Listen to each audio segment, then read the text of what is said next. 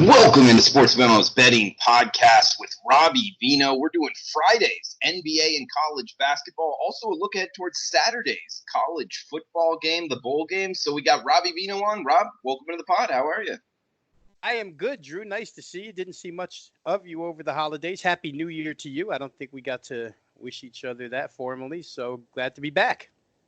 Good to have you back, Robbie. And yeah, you had a lot on the plate plus the holidays. So good to have Robbie back. We'll have him back as a mainstay on the Sports Memo podcast. And Robbie, let's break down the two college basketball games. Friday night action. We'll get to them real quick, then hit the two NBA games, and then a look ahead towards Saturday's action on the gridiron. Let's start off here. 7 o'clock Eastern tip.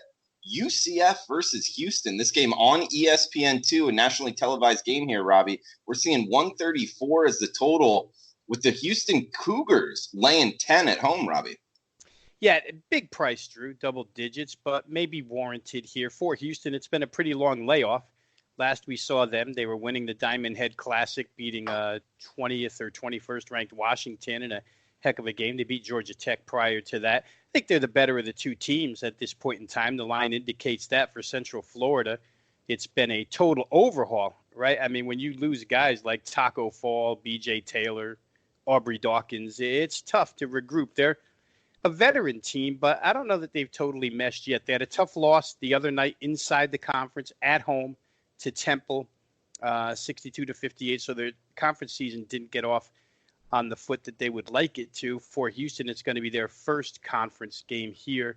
I think the layoff, Drew, there's always that question, is the layoff produce rust or is it good for rest? I think in Houston's case, the trip back from the islands, it's probably good for rest. And the fact that they're at home, I think if they were on the road, I might think a little bit differently. But at home, I think they'll be ready to go. They do some things that really only require energy. They're great at rebounding. They're second in offensive rebounding in the country. They're 13th in steals. They're actually first in block shot percentage. So a lot of the little things in the statistical categories they do. Kelvin Sampson's team, much like they were last year, they're going to swarm you defensively. They're going to grind you offensively. And I think there's some vulnerability where UCF is concerned because they don't shoot it well, Drew. You take away a couple of their guys, take away their point guard, take away their center, Colin Smith, and you're in pretty good shape. So for me, I think I would lean Houston. I'm not in love with it, but they can shoot free throws down the stretch. UCF's not a good shooting team in almost all categories. Not good from three, not good from the free throw line, average from two. So for me, it would probably be a slight lean toward Houston here. Yeah, and Robbie, looking at this UCF team, you bring up, not having Taco Fall, obviously, and him making a shot here at the NBA. But this year, anytime they've been asked to kind of step up in class, against Oklahoma, against Temple, kind of not that those are juggernauts by any means, Robbie, but they haven't fared well. They've done well against, the 150-ish teams and below. But anytime they've had to step up here, and Houston, of course, going off of their schedule just at the top here, ranked, according to Ken Palm, as the toughest team on their schedule. So I don't really like UCF on the road here to stay within single digits. If you made me bet this, I would be on Houston. Have you made a play yet on this game, Robbie? I didn't, but I would be the same way, Drew. I think Houston, like I say, double digits in conference sounds big, but Houston is likely to have a spurt here in this game where they can create some margin. And like I say, they shoot free throws well enough. The guys that will shoot them down the stretch make them well enough. So I would lean toward Houston for sure. Robbie, next game up here, we'll Big Ten Network tip. A little bit later, 8 p.m. Eastern tip, 5 p.m. Pacific. We got the Big Ten matchup, Rutgers versus Nebraska. Scarlet Knights laying 5.5 or 6 on the road as we're speaking right now, about 2 o'clock Eastern time. So these numbers can change. It is college basketball. We do get big shifts in the line, as I know you know, Robbie. 143.5 or 144 being the total in this Big Ten matchup, Rob. Yeah, let's start with the obvious, Drew, because you and I haven't talked college basketball, and I don't know how much the other guys have done here college hoops-wise. So if I'm repetitive, excuse me. But we'll start with the fact that Nebraska, under new leadership with Fred Hoiberg. So it's a different style. I mean, Tim Miles, what he does offensively and what Freddie Hoiberg does offensively are just two totally different things. All of a sudden, Nebraska is one of the faster-paced teams in the nation. but not quite as bad as Central Florida, because Central Florida had some, veteran guys left over that they could create their team with this year. Nebraska was a total overhaul. They only have one guy that returned from last year's team. So new system, brand new players, some transfers. It hasn't worked out all that well for Nebraska so far. However, inside the conference, they are 2-0 against the spread. Very surprisingly, their two best games may have come against Purdue and Indiana, where they covered both of those games and actually won one of them straight up. Rutgers also 2-0 on the season against the spread inside the Big Ten, 1-1. I wrote down some keys when I was handicapping this game, Drew, for the Rutgers side, and really it's pretty simple. If they limit fast break points here, which they are a defensive team by nature, if they can defend the three, because Nebraska is not going to score much inside, and if they get inside the arc on their end of the floor, because they're great shooting the ball, they're inside the three-point range. They're not good outside of it, but really good inside of it. And then, of course, they're the way better rebounding team. So second chance points, that type of stuff, the stuff that you expect from Rutgers. It's a team that's been coming for a couple of years, and maybe they're there right now. Obviously, to ask them to lay 6 on the road is a lot, and I'm not sure that I want to, but I do think this game might get over the total of, excuse me, I'm fighting a cold here, 142.5, maybe 143 I saw. I think that they can get over. They played to 142 with Michigan State. I don't think they'll mind running for a little bit of this game. They'll get cheap points as well, so maybe over the total for me in that contest. Robbie, good stuff so far on the college basketball hardwood. We head to the NBA, and then we'll have the college football Saturday bowl game to finish off the podcast here. You can follow Robbie Vino on Twitter at Rob Vino Sports, myself on Twitter at Drew Martin Betts. Feel free to reach out, anything you want to hear on the podcast. We're always interested in the feedback. Also, if you're watching on YouTube, guys, this is simulcast on YouTube. So if you want to put a face with the voice, check it out on the Wager Talk YouTube channel. Please click the like button and leave us a comment. Love interacting with you there on the YouTube comment space. We'll head to the NBA here, Robbie. Starting off top of the card, 7 o'clock Eastern, all Florida matchup. Miami Heat, Orlando Magic. Looks like the Heat -1 or -1.5. Favorites on the highway here. Short trip, 3-hour trip up from Miami to Orlando. 207.5 or 208 being the total here, Robbie. Yeah, I feel like if Orlando was healthy here, Drew, and by healthy, I mean if they had Aaron Gordon, who is still questionable. He's been out the previous 2 games, questionable here. If they had him, I'd probably be on the Orlando side. It's a back-to-back affair for the Miami Heat, and they're off a tremendous energy-driven game last night against Toronto. That was a big matchup. Miami had come off a game where they allowed the Washington Wizards, a depleted Washington Wizards team, to just go crazy offensively against them. And they came back with a huge defensive effort last night. They allowed only 6 of 42 from three-point range against Toronto in that victory. So, energy level could be spent here for Miami. But again, I just don't know what to do with Orlando without Aaron Gordon and without their backup power forward, Jonathan Isaac. Both power forwards probably out of this game. Be good to check the injury report before the game tips, though, to make sure that Gordon doesn't go. Miami has not fared well in back-to-backs this year. 1-4 overall, 1-3 against the spread on the road.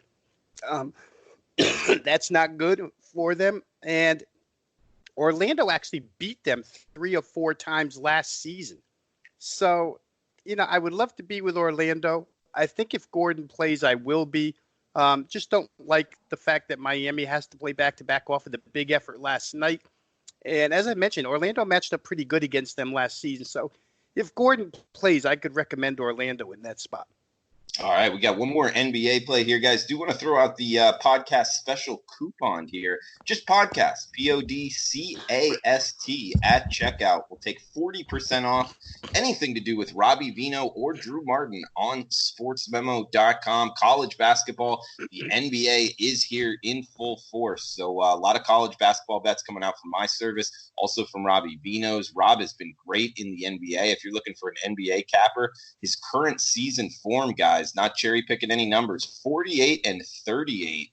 That's 56% plus 22.5% ROI on the season. That's 48 and 38, 56% for the season in the NBA. And the coupon code podcast, PODCAST at checkout will take 40% off any daily play, 40% off any 3-day, 7-day, 30-day, 90-day, full season package, 40% off anything to do with Rob Vino or Drew Martin on sportsmemo.com. Robbie, we got one more NBA game here. Philadelphia versus Houston. And this is a big one on national television here on ESPN, 8 o'clock Eastern tip, 5 o'clock Pacific. Philadelphia at Houston. We're seeing the Rockets -4 at home. Total of 227.5, Robbie. Well, Houston's a different team now, Drew. Everybody's back. They showed it the other night against Denver. James Harden played. Russell Westbrook played. Clint Capella played. And, of course, Eric Gordon is back from a long-term injury, missed double-digit games. So they're totally healthy. They blow out Denver the other night. Now they get a shot at Philadelphia. Joel Embiid, who sat out the other day, will go in this one. Good matchup down low. I really, really like the total in this game, Drew. I think Houston has to play Philadelphia a certain way. They have to run. They're not going to match up on the interior against them.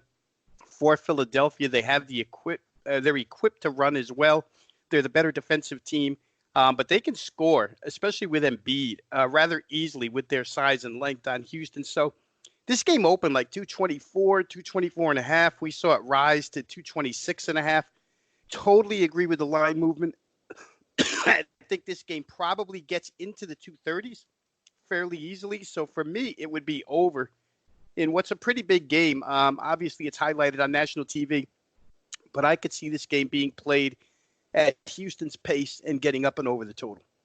All right, Robbie. Good stuff in the NBA there. Guys, coupon code is podcast at checkout. Anything to do with Robbie Vino or Drew Martin on sportsmemo.com. 40% off using the coupon code podcast at checkout. Robbie, we got the one bowl game on Saturday. We want to hit here real quick. I'll go first, give you a chance to take a sip of water, man. We got it happens to the best of us, bro. We got Tulane at Southern Miss on the Saturday card here. And granted, guys, we're talking on Friday, but looking at the Sports Memo odds screen, pretty much 7 across the board. Talking Tulane, that's the Green Wave laying a full touchdown, 56.5. And Robbie, Southern Miss kind of had a little bit banged up at the quarterback position, but when they were fully healthy, this is a good, talented team, in my opinion. Kind of got slated there in Conference USA that the way that it worked out, but an AAC team that's 6-6.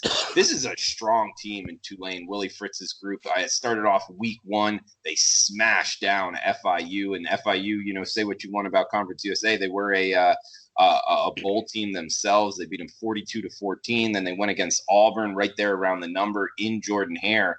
And then found themselves rolling off 4 straight, found themselves 5-1 with their only loss at Auburn, was also 5-1 ATS. Before they hit the back half of their schedule, Robbie, Memphis, Navy, Tulsa, Temple, UCF, SMU, that is a gauntlet of an AAC schedule. Nobody did them any favors in the scheduling here. They were only able to beat Tulsa.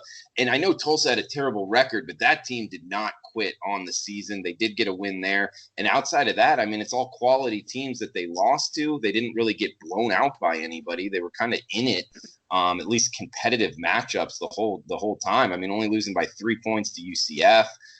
Within a field goal of Navy. That was a good Navy team. I guess Memphis kind of handed it to them.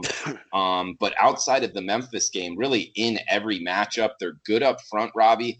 I'm not looking to go against them. The thing that worries me in this and why I'm not betting on Tulane is I know they don't run the triple option, but it's a Willie Fritz run option where it's kind of like more of a spread option attack, but it still brings in the option principles. The Southern Miss defense has extended preparation time to look at film, watch this offense. It's one of those profiles where I think it does favor the defense going up against this type of offense just because of the way it sets up and preparation really much helping the defensive side.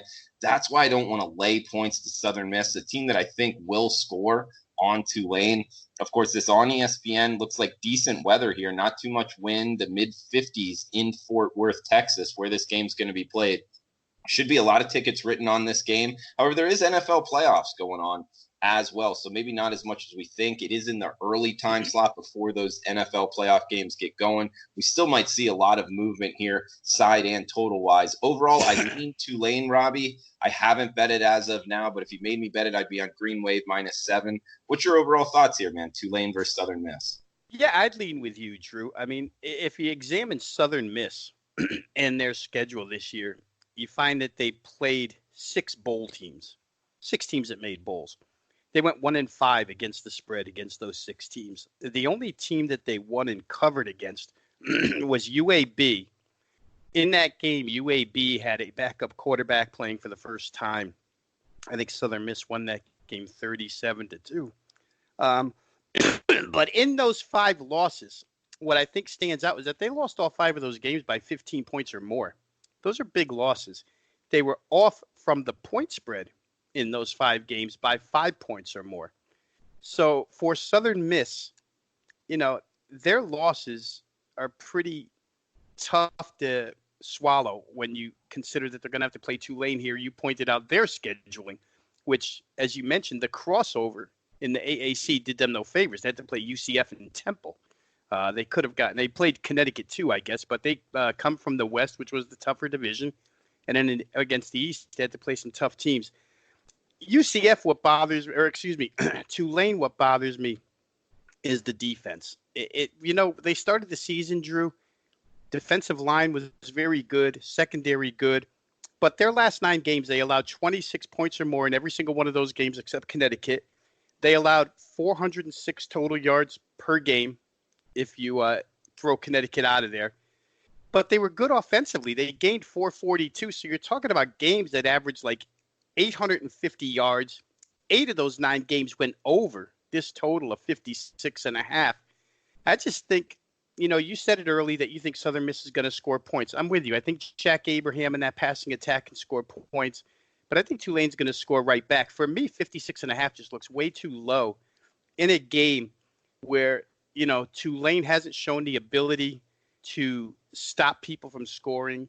And in this case of Southern Miss, I think one other thing that should be noted and may turn into Tulane points, the 6 games I mentioned, those 5 losses to bowl teams and bad losses by 15 points or more, they lost the turnover battle 17-5 in those 5 games. Committed 17 turnovers. That's huge. -12 in just 5 games. They weren't really outgained that badly. I mean, they threw for 244.5 yards a game, but turning it over constantly. If they can avoid it, they're going to score. If they don't avoid it, maybe Tulane will score. I just think at this point in time, 56.5 is a good number to go ahead and play the over. We probably won't see 56.5 tomorrow because, as we've seen throughout the bowl season, these individual games, game day, people run up and just pound the over. It just doesn't matter what game it is. Every game goes up, up, up, up, up. So unless you're Georgia Baylor, I guess. But single games, always people betting the over. So if you like it, get it now. I happen to like it. I would side with Tulane as well. Okay, Robbie Vino liking the over 56.5 sooner rather than later because we're likely going to get a lot of over money, which is like what we've seen a lot this bowl season. I'm liking Tulane a -7. Hopefully get a 6.5 here before kickoff. We'll see, though. Robbie Vino on Twitter at Rob Vino Sports. I'm on Twitter at Drew Martin Bets. Guys, feel free to reach out. Love it when you do. We got the podcast coupon code, just podcast at checkout, 40% off anything to do with Rob Vino or Drew Martin on sportsmemo.com. 40% off any season-long package, any extended package, any daily play. 40% off. Coupon code podcast at checkout. Robbie, anything else you want to throw out before we shut this down? Just good luck to everybody. NFL playoffs this weekend, college basketball, these huge Saturday cards start in earnest. So we'll have a lot to talk about next week, Drew, but certainly good luck to everybody out there. Hope everybody cashes some New Year's tickets. Absolutely. For Rob Vino, I am Drew Martin. Guys, have a fun, safe weekend. We will talk on Monday with the NFL opening line report with Teddy Covers. Best of luck with your bets, guys.